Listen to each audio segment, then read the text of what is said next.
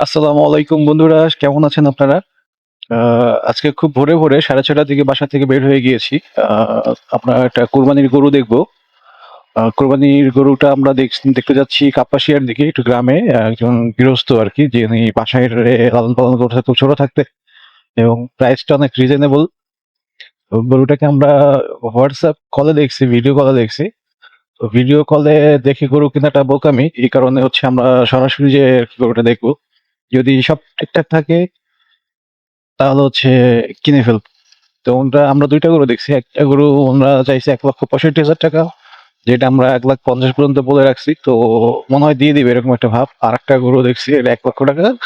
তো ও না, ৳১,১০,০০০ চাইছে কিন্তু ৳১,০০,০০০। হুম, এটা লোহাগাড়িয়া বাজার।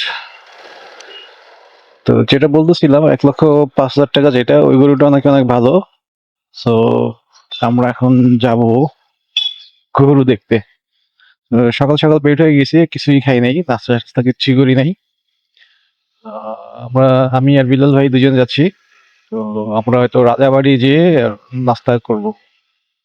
তো গাইস এটা হচ্ছে আপনার কি বলে লোহাগাছিয়া বাজার থেকে বিটাবাড়ি বা হচ্ছে রাজেন্দ্রপুর যাওয়ার যে রাস্তা, একদম নিরিবিলি একটি রাস্তা। ২ পাশে কলা গাছ আর হচ্ছে মাঝখানের রাস্তা। এখানে কোনো গাড়ি ঘোড়া নাই। খুব লাইট গাড়িগুলা চলে এখানে। সুন্দর একটা পরিবেশ। সকাল ৬:৪২ বাজে।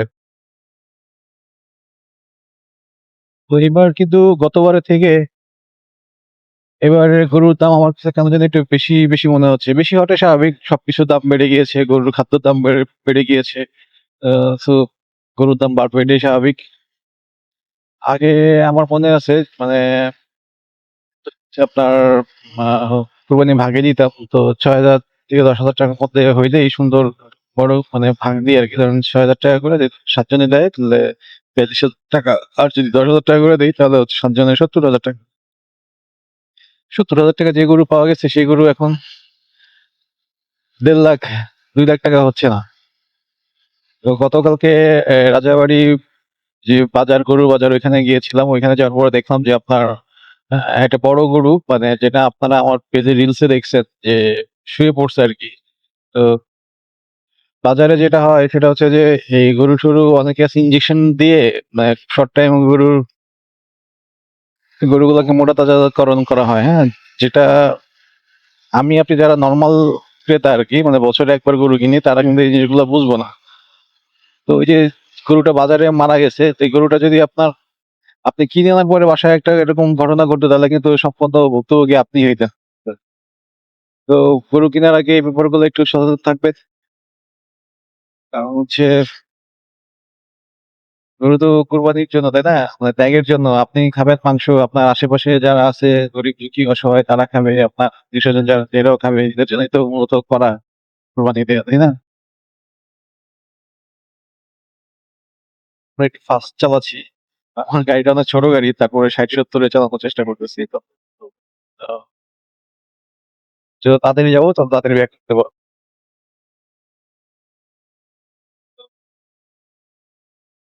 আপনার সম্ভবত ডুমনি বাজার দিয়ে ঢুকে যাবো।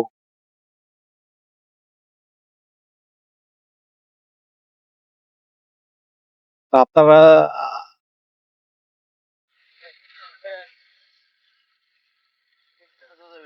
ডুমনি দিয়ে যাওয়া যায়? নাকি সোজা চলে যাবো? সোজা চলে যাবো?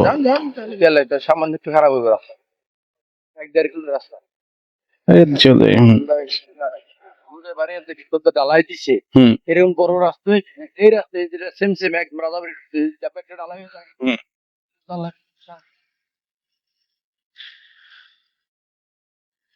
তো ওই আমরা যে রাস্তাতে যাচ্ছি এই রাস্তার যে ডান দিকে একটা রাস্তা ছিল ওই রাস্তাতে যাওয়া যায়। কিন্তু ১.৫ কিলোমিটারের মতো রাস্তা খারাপ আছে। এজন্য আমরা ওদিকে গেলাম না।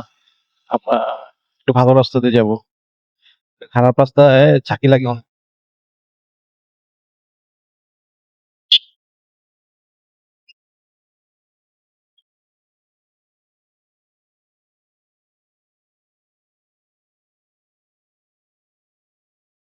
বাঁশকোপা সরকারি প্রাথমিক উচ্চ বিদ্যালয়, না প্রাথমিক তার উচ্চ বিদ্যালয় হয় না, প্রাথমিক বিদ্যালয়। এদের কাছের থেকে কাঁঠাল পেড়ে নিয়ে বিক্রি করতে যাচ্ছে। এই কাঁঠালগুলা কিনে খেতে পারেন। এই কাঁঠালগুলা অর্গানিক, কোন রকম মানে বিষ ক্রিয়া ছাড়াই পাকানো হয়, এখানে গাছে পাকে। গাজীপুরে এই একটা জিনিস সুবিধা, মানে এখানকার ফল ফল পাকড় যদি আপনি মানে একটু গ্রাম সাইড থেকে কিনেন, তাহলে আপনি অর্গানিক খাবেন। হ্যাঁ, কোনো অবস্থাতেই এখানে কোনো কেমিক্যাল যেটা কিনা, একটা কাঁঠাল নিয়ে বসে আছে এই লোকটা। তো এই কাঁঠালগুলো কি মানে বাসার থেকে গাছের থেকে পেড়ে নিয়ে আসছে, কোন রকম কেমিক্যাল টেমিক্যাল দেয় নাই। কথা বলতে বলতে বেশি ডান দিকে চলে গেছিলাম। আসলে রাইড করার সময় ফোনে কথা না বলাটাই ভালো। ভালো রাস্তা এখানেই শেষ, এখান থেকে একটু খারাপ রাস্তা শুরু।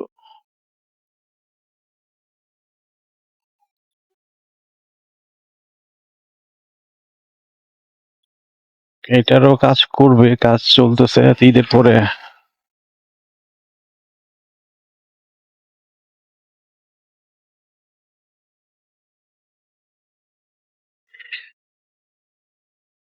তো আমরা এখন আসছি রাজিন্দাপুর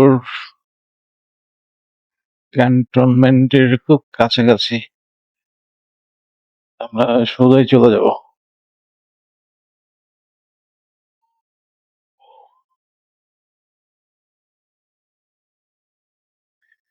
এই জায়গাটা অনেক শুনশান, এই জায়গাটা অনেক চুপচাপ, নীরব।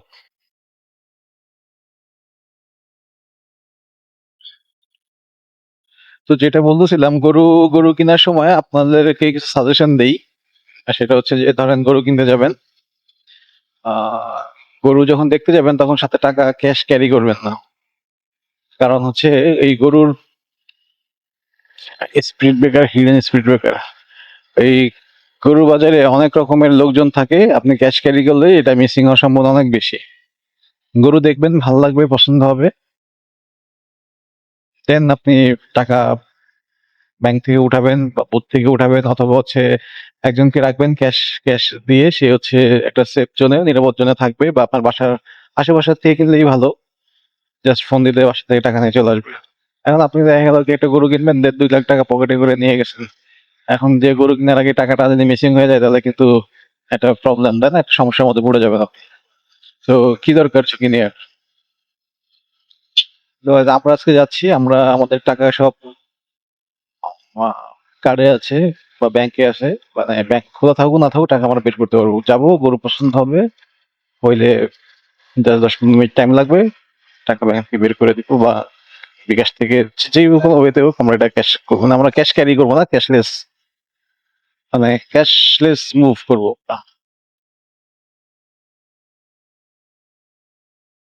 জায়গায় জায়গায় স্পিড ব্রেকার, কোনো নোটিশ নাই, নোটিশ দেওয়া উচিত সামনে স্পিড ব্রেকার। কারণ হচ্ছে এত খোলা রাস্তার মধ্যে একটু বাইক জোরে চালাতে ইচ্ছা করে। এইসব রোডে গাড়ি জোরে চালাতে সমস্যা নাই, কারণ এখানে ট্রাফিক পুলিশ নাই। আর আপনারা জানেন যে ঢাকা সিটিতে 30, হাইওয়েতে সম্ভবত 40 নাকি 60 যেন চালাতে হয়, বেশি চালালে মামলা হয়ে যায়। তো ঠিক আছে, থাকেন, আবার মেন রোডে উঠি, আবার